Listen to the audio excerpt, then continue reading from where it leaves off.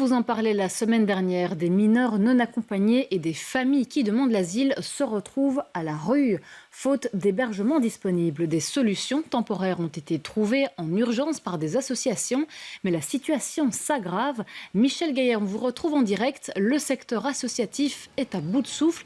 Ils ne savent plus comment gérer la situation.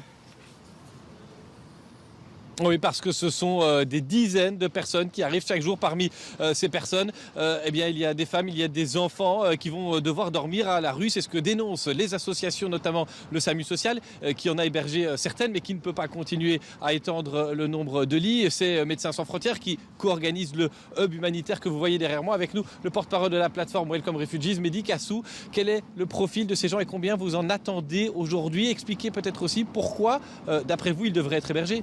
Alors, ce sont toutes des personnes en demande de protection internationale, donc venues en Belgique pour demander l'asile, qui se sont enregistrées à l'Office étranger, mais pour lesquelles Fait d'Asile déclare ne pas avoir de place. Ils sont effectivement saturés en crise depuis une petite année. On a atteint ici un nouveau sommet dans le dramatique, c'est-à-dire que les familles, les femmes, les enfants, les familles composées ne pourront pas recevoir d'accueil, donc elles se retrouvent en rue. La semaine dernière, avec le SAMU social, avec nos partenaires associatifs à Bruxelles, on a trouvé des solutions pour héberger une trentaine de jeunes, une trentaine de femmes et des familles chez Vluchtelingenwerk-Vlaanderen au SAMU social. Aujourd'hui, on apprend qu'aucune solution n'a été dégagée par le fédéral, que par ailleurs le Premier ministre refuse l'ouverture d'hôtels pour les prendre en charge et que nous ne sommes plus en mesure de les accueillir. Donc aujourd'hui, à la fermeture de l'Office étranger, des enfants et des femmes vont arriver ici au humanitaire et on va devoir les équiper avec du matériel de camping pour qu'ils puissent passer les prochains jours, voire les prochaines semaines en rue. C'est ce que vous craignez, hein, c'est que s'installe un village comme ça dans Bruxelles, faute d'accompagnement.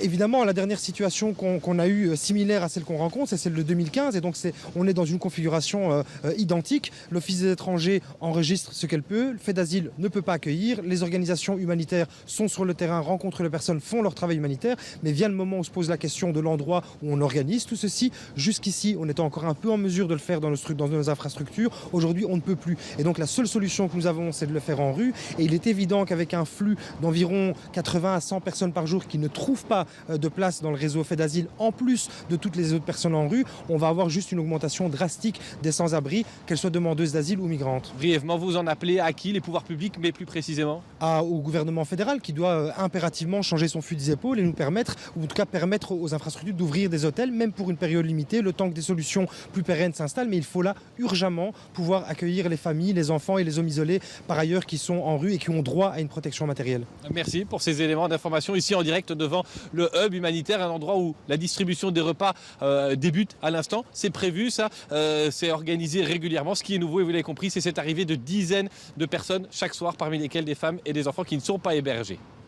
Merci à vous Michel, merci aussi à Mehdi Kassou, votre invité, pour ces explications.